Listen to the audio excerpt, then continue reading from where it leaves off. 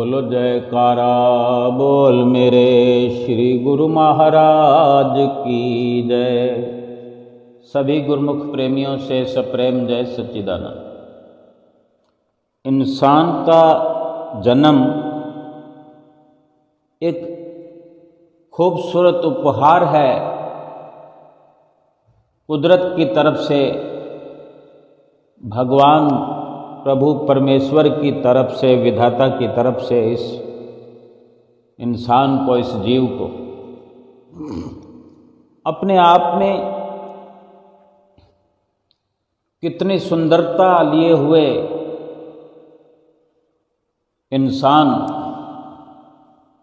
अपनी इस सुंदर बनावट से, सुंदर कशिश से और कितने इस सृष्टि के नज़ारों से भरपूर इस जीवन में खुशी प्राप्त कर रहा है। इस दुनिया में एक बहुत बड़े उपहार के साथ जो लाभ इस संसार में हो सकता है, किया जा सकता है, इस मनुष्य शरीर रूपी उपहार से जो लाभ हो सकता है वो भी प्राप्त कर ही रहा होगा हर कोई। जो वास्तविक लाभ है, अगर संतों महापुरुषों के वचनों से जानने का प्रयास करें, समझने का प्रयास करें, जो अक्सर सुना करते हैं, पढ़ा भी करते हैं, देखा भी करते हैं, देखने वाले देख भी रहे हैं, महसूस कर रहे हैं, समझ रहे हैं,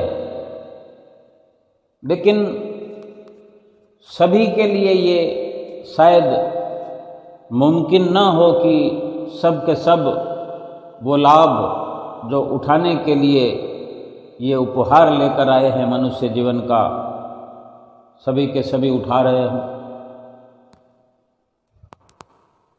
गुरु नानक देव जी महाराज ने गुरबाणी में कथन किया है, अति सुंदर कुलीन चतुर्मुख ज्ञानी धनवंत, मृतक कहिए नानका जह प्रीत नहीं भगवंत। कि अगर संतों महापुरुषों के विचारों से, उनके अनुभवों से जो शिक्षा प्राप्त होती है, कि वो बताते हैं अपने वचनों में कि किस प्रकार का हमें जीवन व्यतीत करना चाहिए, किस प्रकार के कर्म करने चाहिए, किस प्रकार का लाभ इस मनुष्य जीवन में उठाना चाहिए, जो कि जरूरी है, सभी के लिए जरूरी है, सभी इंसानों के लिए जरूरी है। फरमाते हैं कि अति सुंदर हो इंसान, नर हो, नारी हो, वृद्ध हो, बालक हो, सबके लिए, जिसने जन्म लिया है, जिसने मनुष्य जीवन प्राप्त किया है, वो सुंदर भी हो, कुलीन हो। कुलीन कहते हैं कि बड़े कुल में भी अगर जन्म हुआ हो और सुंदर शरीर हो, यानी चेहरे की बनावट सुंदर हो, शरीर की बनावट सुंदर हो, और चतुर हो, सयाना हो, यानी जो हम अक्सर कहते सुनते हैं बोलचाल की भाषा में कि वो फला व्यक्ति बहुत सयाना है, समझदार है, चतुर कह सकते हैं, और ज्ञानवान का भी प्रयोग किया जाता है इस शब्द का कि फलां व्यक्ति ज्ञानी है, ज्ञानी पुरुष है, और धन धान्य से भरपूर धनवान भी है। जो वचनों में आया है कि अति सुंदर कुलीन चतुर्मुख ज्ञानी धनवंत, इतनी महापुरुषों ने एक मिसाल दी है कि ये सब होने पर भी अगर वो भगवान से प्रीत नहीं करता, भगवान का नाम नहीं जपता, भगवान की भक्ति नहीं करता, तो वो मुर्दे के समान है। वो मुर्दे से बढ़कर कुछ भी नहीं। फरमाया है कि मृतक कहिए नानका, जह प्रीत नहीं भगवंत। उसको मृतक समझ लेना चाहिए, मुर्दे के समान समझना चाहिए, जिसकी भगवान से प्रीत नहीं है, जो भगवान से प्यार नहीं करता, जो भगवान का नाम नहीं जपता, जो अपने हृदय में भगवान को धारण करने के लिए प्रयास नहीं करता, वो मुर्दे के समान है। मुर्दे से अधिक कुछ भी नहीं। अब ये जरूरी नहीं कि सुंदर होता है वही भगवान को प्राप्त करता है, कुलीन होता है वो भगवान को प्राप्त करता है, या धनवान होता है वो, या सयाना होता है, चतुर होता है, या ज्ञानी होता है, उसे भगवान मिलते हैं। ऐसा भी नहीं है। ये तो केवल एक समझाने के लिए, अगर इतना सब कुछ हो, मनुष्य जीवन का प्राप्त करना ही काफ़ी है भगवान की प्राप्ति के लिए, भगवान की भक्ति को पाने के लिए। केवल मनुष्य हो जाना ही, मनुष्य जीवन प्राप्त करना ही पर्याप्त है। वो सुंदर ना भी हो, कम सुंदर हो, या बिल्कुल कुरूप भी हो, और बिल्कुल ज्ञान ना हो, भोला भाला हो, अनसमझ हो, अज्ञानी हो, और गरीब से गरीब हो, जिसके पास कुछ भी ना हो, झोपड़ी भी ना हो। ऐसे भी हमने सभी ने इतिहास पढ़े होंगे, ये जानकारी में हमारे जरूर आया होगा कि फलां व्यक्ति के पास कुछ भी नहीं है, लेकिन वो भगवान का अति प्यारा है, भगवान की भक्ति में दिन रात निमग्न रहता है, लवलीन रहता है, रूखी सूखी खा के गुजारा करता है, लेकिन भगवान की भक्ति में निपुण है। और सुंदरता की क्या बात करें, ये तो एक महापुरुषों ने इशारा समझाया है कि इतना सब कुछ मिलने पर भी अगर भगवान से प्रीत नहीं हो तो फिर वो मुर्दे के समान है। और अगर ये सब ना हो और भगवान से प्रीत हो, भगवान से प्यार हो, भगवान की भक्ति में लगा हुआ हो, वो तो फिर धनवानों का धनवान है, सुंदर से अति सुंदर है, कुलीन से भी कुलीन है, सयानों का सयाना है। ज्ञानी तो क्या, वो ब्रह्म ज्ञानी समझा जाएगा, क्योंकि उसकी प्रीत भगवान से। ये महापुरुषों के जो वचन हैं बिल्कुल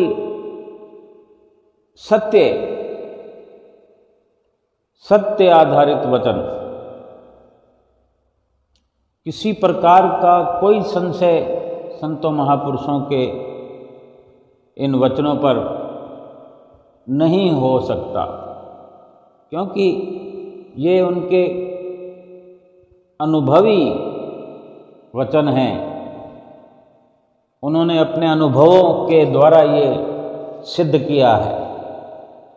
किसी प्रकार से कोई कोर कसर संतों महापुरुषों के वचनों में नहीं हो सकती। हमें समझाने के लिए वो ऐसा एक रास्ता बनाते हैं, एक पगडंडी बनाते हैं कि किसी प्रकार से भी हमें समझ आ सके, हम समझ सकें, हम इस जीवन का लाभ उठा सकें, फायदा उठा सकें। अगर हमें ज़रूरत ना होती इस प्रकार की समझाइश की, तो फिर उन्हें समझाने की भी ज़रूरत ना होती, लेकिन हमें समझने के लिए भरपूर ज़रूरत है, क्योंकि हम उस मार्ग पर अभी आए नहीं हैं, जिस मार्ग पर संत महापुरुष हमें चलाना चाहते हैं, जिस मार्ग से जोड़ना चाहते हैं, जो अमूल्य अनमोल वस्तु हमें प्राप्त करना है इस मनुष्य जीवन में, उस वस्तु को बड़ी आसानी से हमारी झोली में भर देना चाहते हैं। और हम अनजान हैं उस रास्ते से, उस मार्ग से, उस लाभ से जो मनुष्य जीवन में हो सकता है, और वो लाभ प्राप्त करना आवश्यक है। क्योंकि महापुरुषों को, जो कि परोपकार के लिए हम जैसे भूले व भटके जीवों के उद्धार की खातिर, भलाई की खातिर भगवान स्वयं संत रूप में इस धराधाम पर अवतरित होते हैं, और हम ही जैसों के लिए एक जगह से दूसरी जगह पहुंच करके हमारा मार्गदर्शन करते हैं, हमारे लिए एक सत्य की राह हमारे लिए जो उन्होंने चुनाव की है, उस पर हमें चलाना भी चाहते हैं, और पूर्ण लाभ से भी हमें भरपूर करना चाहते हैं।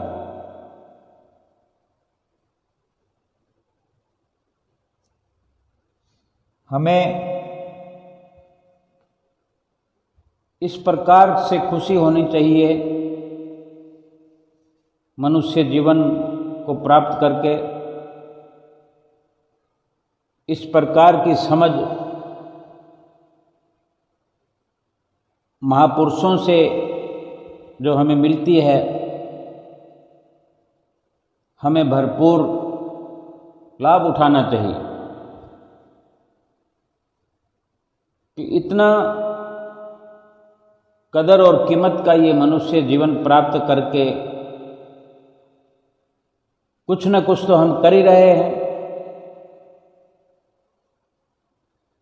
24 घंटे हमारा जो वक़्त निकलता है, हमारे श्वास चलते हैं शरीर के भीतर, हमारी धड़कन चलती है, कुछ न कुछ करते हुए ही रोज नित्य प्रति करते करते हर दिन गुजरता है, हर रात गुजरती है, और इतना ही नहीं बल्कि हर पल कुछ न कुछ करते हुए ही व्यतीत होता है। लेकिन जरूरी यह है कि क्या करते हुए और किस वस्तु की प्राप्ति में पल पल करते हुए, दिन दिन करते हुए और साल महीने करते हुए, गुजरते हुए क्या प्राप्त करते हुए जीवन व्यतीत हो रहा है, और फिर इसी प्रकार जीवन व्यतीत होते होते होते संपूर्ण जीवन की समाप्ति हो जाएगी।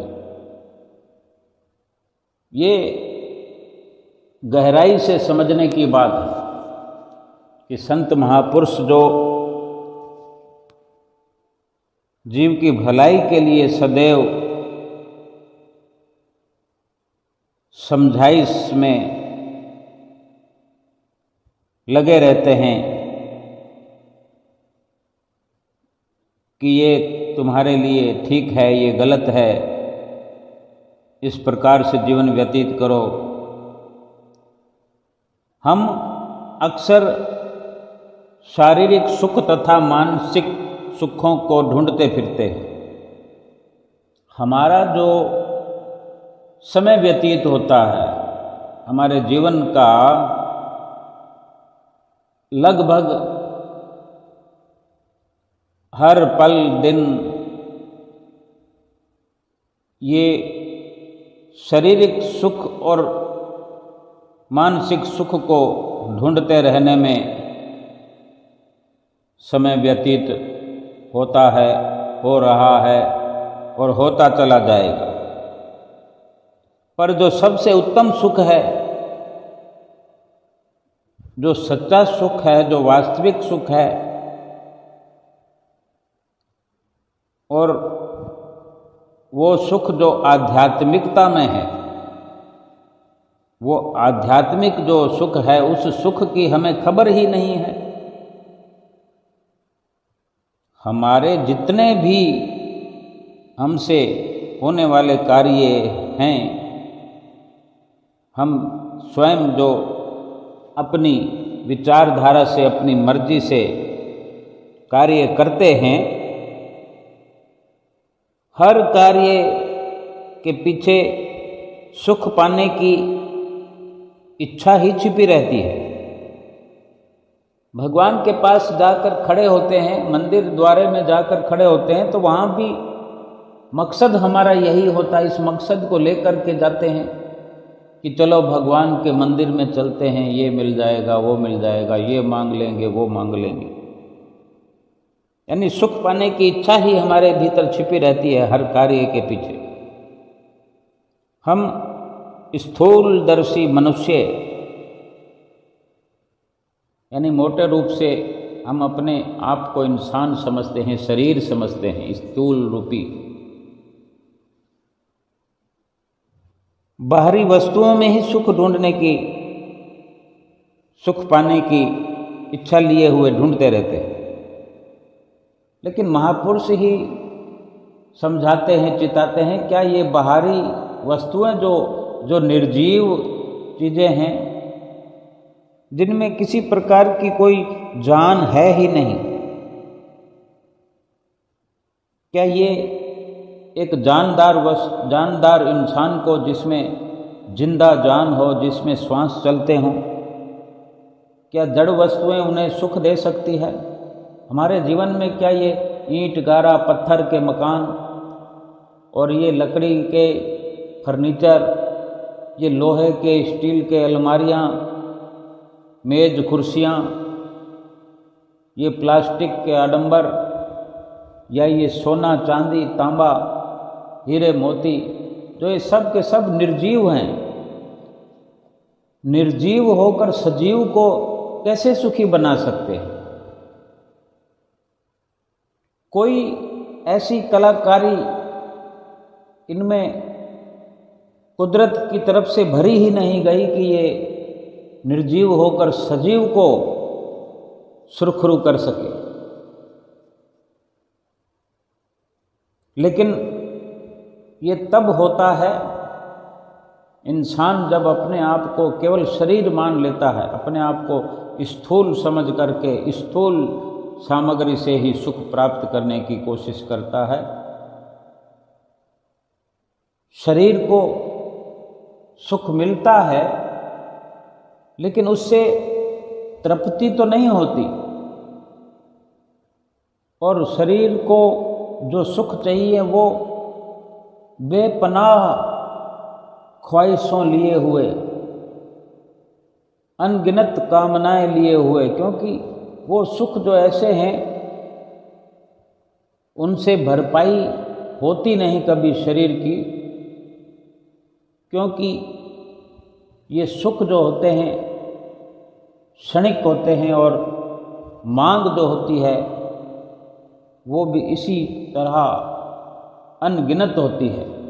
ना मांग खत्म होती है, ना ये सुख असली होते हैं जो तृप्त कर सके। नहीं तो क्या कारण है इंसान जाने कब से लगा हुआ है बाहर के सामानों में सुख ढूंढने के लिए, हम खुद भली भांति विचार करें कि हम कब से खोज कर रहे हैं, कब से, यानी वर्षों से। बहुत सारे काम दुनिया में इंसान ने किए हैं, हमने बहुत सारे काम किए होंगे दुनिया में, लेकिन एक ये काम है जो अभी तक सिरे नहीं चढ़ा। जो सुख की हमारी खोज है ये पूर्ण अभी तक हुई नहीं। हाँ, जो संतों महापुरुषों की शरण में आकर उनकी शिक्षा को ग्रहण करके उनकी आज्ञा पे चल करके सुखी हो गया है, सुखी हो सकता है और सुखी होगा, तो ये तो सर्वप्रथम होगा कि फिर इन स्थूल सामानों के भीतर तो सुख ढूंढना छोड़ दिया होगा। तभी संतों महापुरुषों की जो वाणियाँ हैं, उनके जो शिक्षा है उस पर अमल करना शुरू किया होगा, और अमल शुरू करने पर ही सुख की समझ आई होगी कि सुख क्या है, सुख कैसे मिलता है, और सुख मिलने भी लग गया है। अब तक इतने वर्षों में जो सुख नहीं मिला था, वो सुख तो देखते ही देखते मिलना शुरू भी हो गया। वो संतों महापुरुषों की नज़दीकी हासिल करने पर उनके साथ अपने चित्त का संबंध बड़ी अटूट श्रद्धा से जोड़ने पर ये संभव हो गया है, हो सकता है। और कोई अगर हम विचार करें कि जब से संसार में आकर के हमने श्वास लेना शुरू किया है, तभी से लगे हुए हैं। सुख मिला तो नहीं, मिल सकता भी नहीं, क्योंकि सुख है ही नहीं। जहाँ ढूंढ रहे हैं, जहाँ खोज रहे हैं, वह सुख है ही नहीं, तो मिलेगा कैसे। और असल में ये भी हमें समझना होगा कि सुख किसको चाहिए। शरीर को सुख नहीं चाहिए, शरीर को सुख नहीं पहुंचा सकते। ये बाहरी सुख, ये बाहरी वस्तुएं किसी को सुख नहीं दे सकती। हमने शास्त्रों में पढ़ा हो, इस बात का प्रमाण शास्त्रों से मिलता है कि बिना मन का तत्व निर्णय किए बाहरी संसार के सुखों की कोई आशा नहीं। इसलिए मन का तत्व जानना और उस पर पूरा अधिकार जमा लेना बहुत जरूरी है। यानी मन की मंशा को समझें, मन की प्रबलता को समझें कि मन क्या चाहता है। ये मन जो हमें भटकाता है, इसको समझने की जरूरत है, और इसको समझते हुए इस पर पूरा अधिकार जमाना, इसको अपने कब्जे में करना बहुत जरूरी है। यानी मन को जीत लेना। मन को जीत लेने से ही हम संसार को जीत लेंगे, और संसार को जीत लिया समझो संसार के सभी सामानों को भी जीत लिया। और जिसको हम जीत लेते हैं वो तो हमारे बराबर तो फिर वो रहा ही नहीं, वो हमसे बहुत छोटा हो गया। तभी तो हम जीत पाए कि हम उससे बड़े थे, उससे ताकतवर थे, लेकिन तब तक हम हार रहे थे जब हम अपनी ताकत का स्वयं अंदाज़ा नहीं लगा पा रहे थे और उसको बड़ा बना रखा था। संसार के सामानों को हमने बहुत सुख देने वाला या बहुत बलशाली समझकर अपने आप को कमज़ोर बना करके हमने घुटने टेक रखे हैं सामानों के आगे, संसार के आगे, माया के आगे। लेकिन जब इस प्रकार से हमने तत्व को जान लिया, इनकी सब की असलियत समझ ली और पाया कि ये कोई भी किसी भी सत्ता के मालिक नहीं है, ये किसी भी प्रकार से हमें सुखों से भरपूर करने वाले नहीं हैं, ये दर दर भटकाने वाले हैं। इस प्रकार के संसारिक झूठे सुखों का हमें भिखारी बनाकर जीवन भर भिखारियों की तरह भटकने पर मजबूर करते रहेंगे। अगर एक सुख मिला तो फिर दूसरा मिला तो तीसरा, इस प्रकार सुखों की वासनाओं के बीच में भटकाते हुए हमारे जीवन को समाप्त कर दिया जाएगा। शास्त्रों का जो कथन है वो बिल्कुल ठीक है। यदि सत्य वस्तु ब्रह्म या परमात्मा का रूप जानना हो तो हमें अपने चित्त को क्षण भर के लिए स्थिर यानी रोकना पड़ेगा, टिकाना पड़ेगा। जब सत्य की समझ आती है तभी हमारी जो दिशा है, जो अब तक हम दिशाहीन हैं, जो भटकना में हैं, संसारिकता में गलतान हैं, पथ भ्रष्ट हैं, और जब शास्त्रों के कथन अनुसार सतगुरु से शिक्षा प्राप्त होती है, ये ज्ञान हासिल होता है कि अगर सत्य वस्तु को, जो कि ब्रह्म या परमात्मा का जो रूप है, उसको अगर समझना हो तो अपने चित्त को एक क्षण भर के लिए अगर रोक दें, स्थिर कर दें, तो फिर इस प्रकार की साधना को, जो कि एक धर्म का अंग है, स्थायी सुख प्राप्ति के लिए हमें इस प्रकार निष्काम कर्मों का सहारा लेना पड़ेगा, जिसमें सब कुछ आ जाता है। अब तक बेशक हम भगवान के गीत भी गाते रहे हों, जब तक सतगुरु की शरण प्राप्त नहीं हुई, सुंदर शिक्षा की प्राप्ति नहीं हुई, अमली जामा सतगुरु के वचनों को हमने नहीं पहनाया, बेशक हम भगवान के गीत गाते रहे हों, गा रहे हों, गाते भी रहेंगे, लेकिन सकामता से भरपूर भगवान की भक्ति करने से सफलता न मिली है, न मिल रही है, न मिलेगी, न हमें न किसी और को। यानी सकामता के दायरे में जब तक पड़े हुए भगवान का नाम क्यों ना लेते रहें, निश्चिंत नहीं हो पाएंगे, क्योंकि भगवान के गुणगान के पीछे भी हमारी कोई ना कोई लालसा जब तक छुपी होगी, कोई कामना। और जब मन को, सुरती को स्थिर करने का जो तरीका है एक बार समझ में आ जाए, जब तक सहनशीलता के अंग को नहीं समझेंगे, सत्यता क्या है ये नहीं जानेंगे, तो फिर उसी प्रकार संसार के क्षणभंगुर सुख, जो कि समानों से प्राप्त होते हैं, संसार के हर पहलू में सुख मिलता तो है, लेकिन वो क्षणिक है,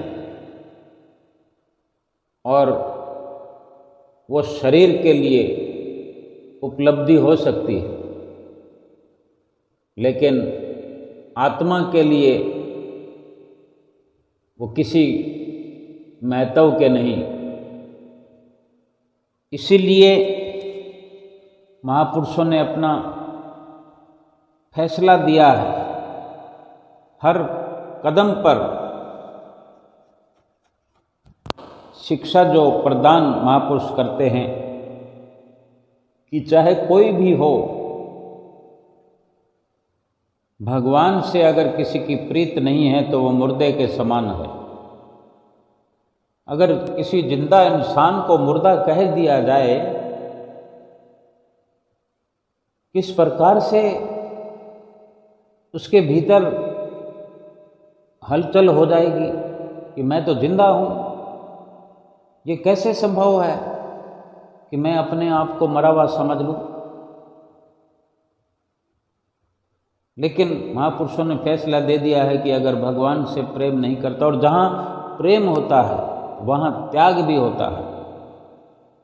लेकिन हम तो कहते हैं कि भगवान से प्रेम है हमारा, सतगुरु से प्रेम है हमारा, भक्ति से प्रेम है हमारा, और जहाँ प्रेम होता है वहाँ त्याग होना चाहिए।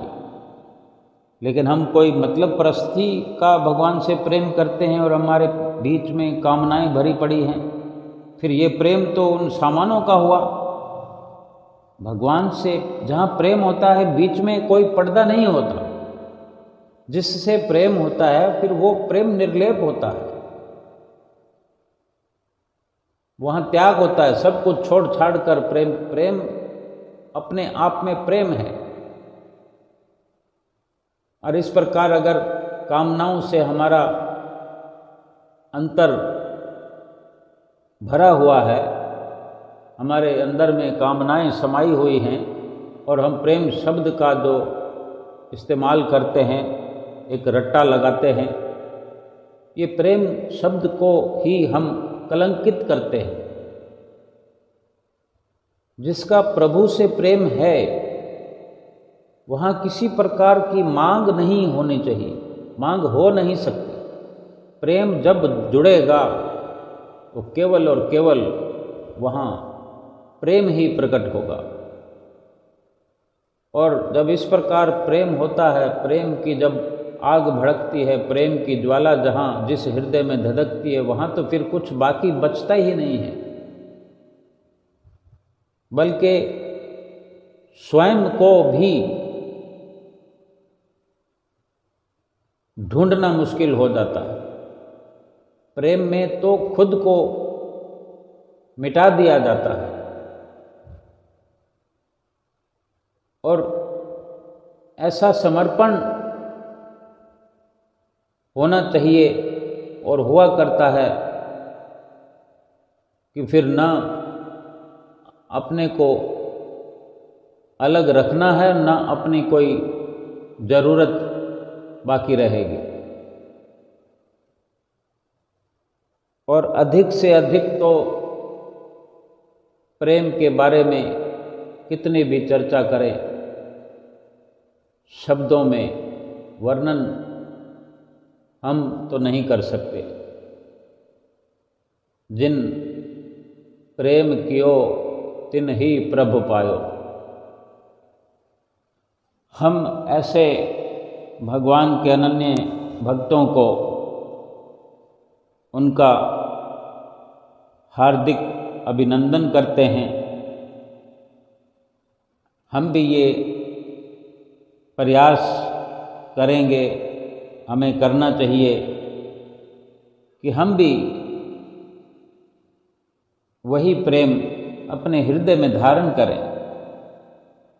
हमारे भीतर जाने कितनी कमियां हैं, कितनी खामियां हैं। भगवान से हम प्रार्थना करें, हम सब एक हैं, कोई बड़ा छोटा नहीं है। हम मिल कर के अपने सतगुरु से हाथ जोड़कर विनती करें, प्रार्थना करें, साष्टांग दंडवत प्रणाम करें कि हम पर आशीर्वाद श्री सतगुरुदेव महाराज जी का बना रहे। हमें उन्होंने एक बड़ी सौगात बख्शी है कि उन्होंने अपना बनाया है। हर गुरुमुख ये विचार करे, हम सब मिलकर विचार करें कि हमें जो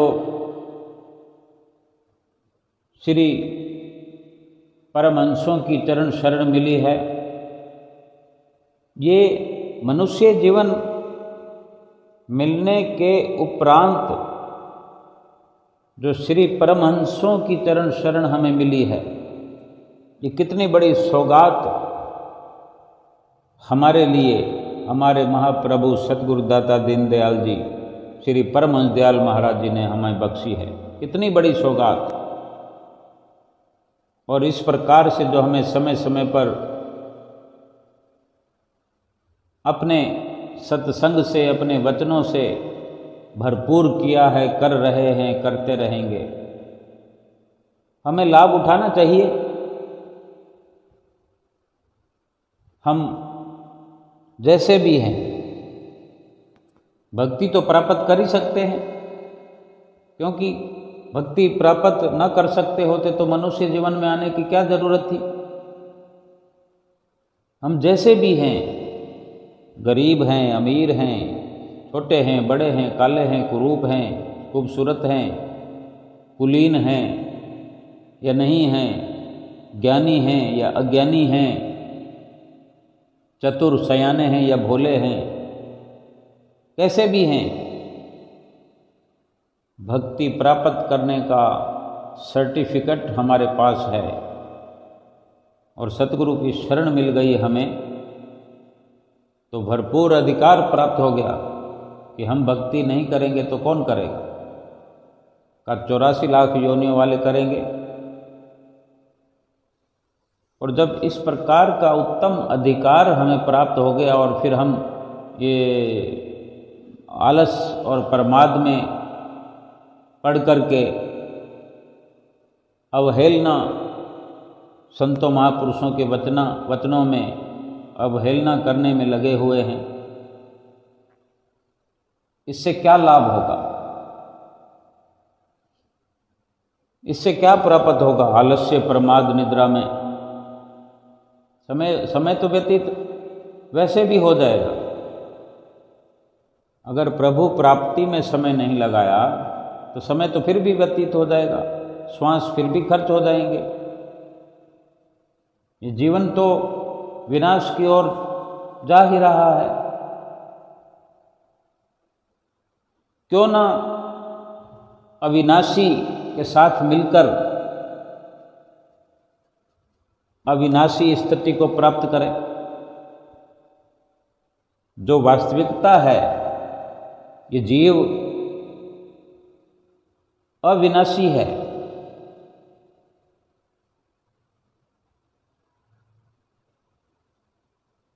फिर इसको विनाश के रास्ते पर ले जा करके केवल क्षणभंगुर सुखों की खातिर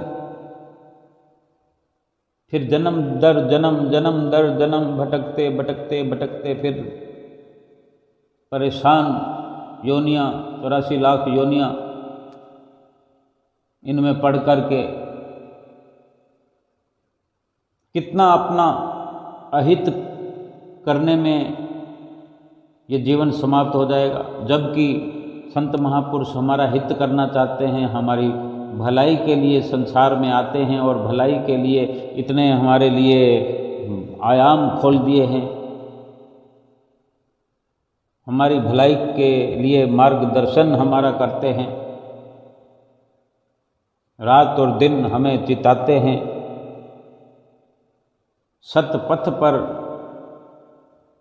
चलाने के लिए स्वयं अपने तन पर कष्ट झेलते हुए हमारा मार्गदर्शन करते हैं, सत्य पथ पर चलने की शिक्षा प्रदान करते हैं। अगर हम आलस, प्रमाद और निद्रा को त्याग दें तो कितना ये जीवन लाभान्वित हो जाएगा। जो सही मायने में जो मकसद जीवन का है वो पूरा हो जाएगा। इससे बढ़कर फिर कुछ रहा ही नहीं बाकी। जिस काम को आए थे उस काम को पूरा कर लिया, बल्कि एक शौक अपने जीवन में हो जाना चाहिए, एक होड़ को स्वीकार करते हुए। जैसे संसार के हर कार्य को हम होड़ में लगकर करते हैं कि कब ये कार्य करूं और मैं किसी को दिखा दूं कि मैं हूं। बस यही सारी मुसीबत है कि संसार में हम मैं हूं ये दिखाना चाहते हैं, बल्कि भक्ति मार्ग में हम ये दिखाएं कि मैं नहीं हूं। इस होड़ को स्वीकार करें, इस मैं को खत्म करें, इस मैं के कारण दिखाना बंद करें। मैं को मिटाते जाएं और जो प्राप्त करना है वो प्राप्त करते जाएं। ये जीवन कहाँ से कहाँ बहुत बड़े से बड़े लाभ को प्राप्त करेगा।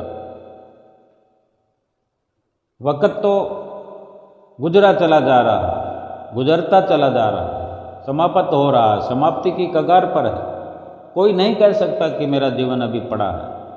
सब के सब जीवन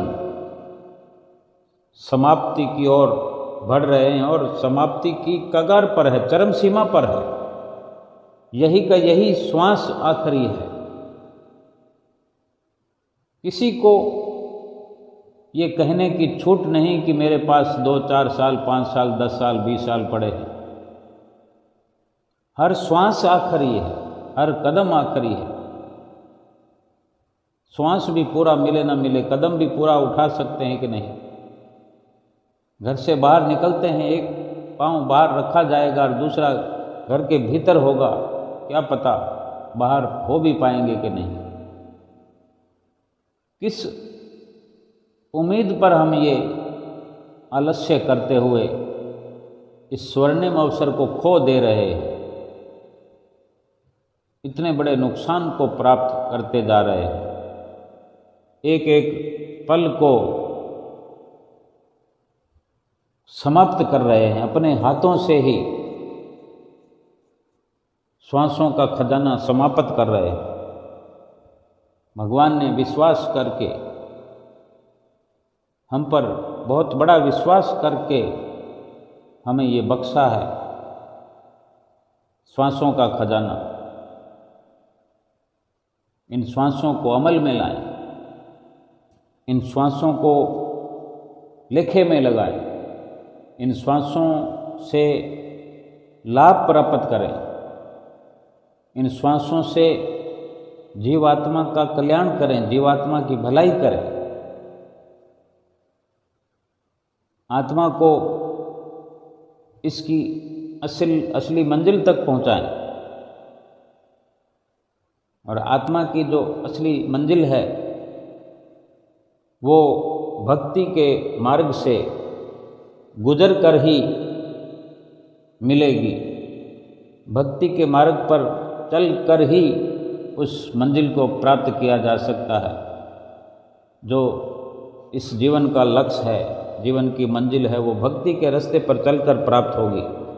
और वो सतगुरु के उपदेशों से, सतगुरु की नज़दीकी से, सतगुरु के संपर्क से सब कुछ संभव है। और सतगुरु की चरण शरण हमें मिली हुई है। सतगुरु का प्यार, सतगुरु का आशीर्वाद, सतगुरु की प्रसन्नता, ये सब हमको प्राप्त होते रहें, इसके लिए हमें सतत प्रयास, लगातार आलस और प्रमाद की निद्रा से जाग करके लगातार प्रयास करते हुए अपने एक भी श्वास को बेकार में नहीं खोने देना है, नहीं बेकार में एक श्वास को लुटाना है, खर्च करना है, बल्कि हर श्वास का लाभ प्राप्त करते हुए अपने असली कार्य की सफलता को प्राप्त करते हुए प्रभु के धाम में जाना है। बोलो जयकारा बोल मेरे श्री गुरु महाराज की जय।